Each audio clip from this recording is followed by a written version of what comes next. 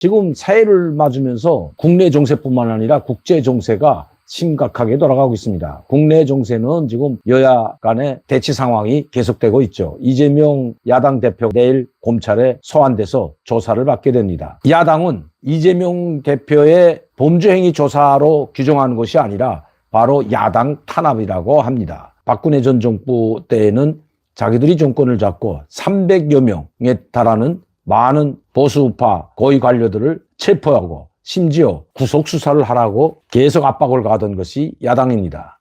그리고 박근혜 전 대통령은 대통령에서 내려오기도 전에 구속수사하라고 들고 일어났던 것이 바로 문재인이고 이재명이고 임종석이었습니다. 그들은 매번 촛불을 들고 시위에 참여해서 박근혜 대통령을 구속시키라는 시위에 계속 참여했던 것도 우리는 기억하고 있습니다. 그런데 이제 야당으로 전락하자 그 범죄 혐의가 있는데도 불구하고 왜 야당 탄압이라고 할까요? 그것이 바로 더불어민주당이 지금까지 해오던 상투적인 수법이기 때문입니다. 자기들이 저지른 범죄는 탄압이라고 보고 상대 측의 잘못에 대해서는 범죄라고, 범죄가 소명되기도 전에 구속수사부터 하라고 단죄했던 더불어민주당 국민들은 어떻게 지금 현실을 보고 있을까요? 자, 제가 오늘 정치 이야기를 하자는 것은 아닙니다. 내일이 바로 그 야당 대표인 범죄 혐의가 있는 이재명 대표가 검찰에 가서 조사를 받기 때문입니다. 내일은 시작에 불과할 겁니다. 서울 성남FC 이 사건은 빙산의 일각이라는 것은 우리 국민들이 다 알고 있습니다. 더 큰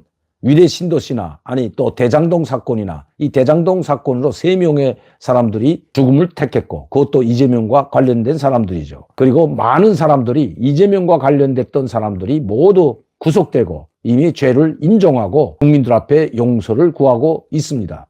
그러나 그 수장인 이재명은 당대표와 이 국회의원 감투를 쓸 때부터 그런 이야기가 있었죠. 방탄 감투를 쓴다는 이야기가 그때부터 나왔습니다. 그리고 대통령 선거에서 패배한 지 단 며칠 되지 않아 바로 국회의원에 출마한 것은 이런 자기들의 범죄 행위를 감추기 위한 또 방어하기 위한 목적이라는 것, 더불어민주당 내부에서조차 나왔던 이야기입니다. 내일 검찰에 소환이 되면 자기를 죄가 없다고 밝힌다고 했는데 죄를 밝히기 전에 포토라인에 서서 국민들 앞에 먼저 사과를 하고 용서를 구하는 것이 순서일 겁니다. 더불어민주당도 마찬가지입니다.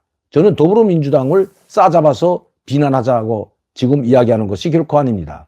더불어민주당도 당과 이 개인 간의 범죄 행위를 분리해서 대처를 해야 된다는 것입니다. 온 더불어민주당 전체 국회의원들과 더불어민주당 전당이 이재명 대표의 범죄 행위가 소명되는데도 불구하고 계속 두둔하고 나선다면, 그리고 그를 비호하고 야당 탄압으로 몰아가는 이런 정치적인 프레임으로 간다면 국민의 지탄을 면치 못할 것입니다. 이 더불어민주당이 이제 총선이 얼마 남지 않았습니다. 이 더불어민주당이 이 총선에서 그래도 국민에게 좋게 심판을 받으려면 자신들부터 회개하고 국민 앞에 사과해야 된다는 것입니다. 특히 이재명 당대표는 이 혐의 사실만으로도 당대표에서 물러나고 국회의원직을 사임하고 국민 앞에 섰고 대죄해야 됩니다. 그렇지 않으면 더불어민주당은 다음 총선뿐만 아니라 국민들의 강력한 저항에 부딪히게 될 것입니다. 이재명과 함께 몰락하느냐 아니면 다시 더불어민주당이 수습을 하고 새로운 당대표를 체제로 국민을 위해서 봉사하는 당이 되느냐, 여기에 운명이 달려있다고 해도 저는 과언이 아니라고 생각합니다. 더불어민주당에도 훌륭한 분들이 상당히 많습니다. 제가 거기서 일일이 열거는 안 해드리겠지만 이런 분들이 더불어민주당을 맡아서 이끌어 나간다면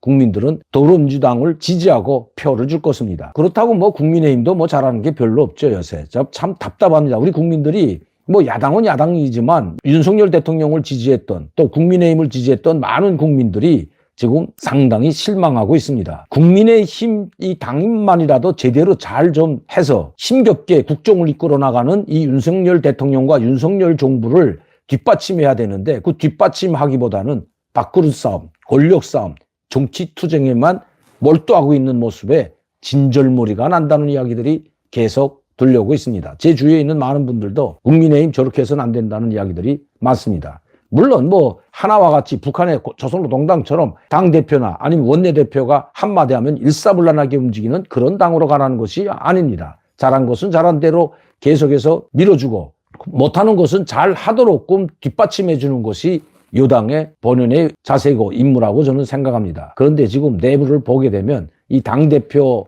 선거를 앞두고 또다시 계파로 갈라지고 싸우는 모습에 국민들이 지쳐 있다는 것, 국민의힘도 잊지 말기를 바랍니다. 윤석열 대통령 아직 1년이 되지 않았습니다. 이제 내년 5월 달에 가야 1년이 됩니다. 이 1년 동안이 가장 중요하다고 합니다. 그런데 야당 때문에 이번 23년도 겨우 간신히 누더기처럼 돼버리고 통과는 됐지만 그래도 보충할 것이 한두 가지가 아닐 것입니다. 국가와 국민을 위해서 봉사하는 모습을 보여줄 때 국민들의 절대적인 지지를 받게 된다는 것. 보수 우파 지지자들뿐만 아니라 중도나 또 국민의힘 당원들이 아닌 이 국민들의 지지를 더 많이 받아야만이 절대적인 지지를 받을 때 내년 총선에서도 그렇고 또 총선이 아니더라도 지금 이제 윤석열 정부의 또 윤석열 대통령의 국정 운영에 큰 도움이 된다는 것입니다. 국민의 힘이 잘 하지 못하면 그 후과는 고스란히 윤석열 대통령과 정부에 돌아가기 때문입니다.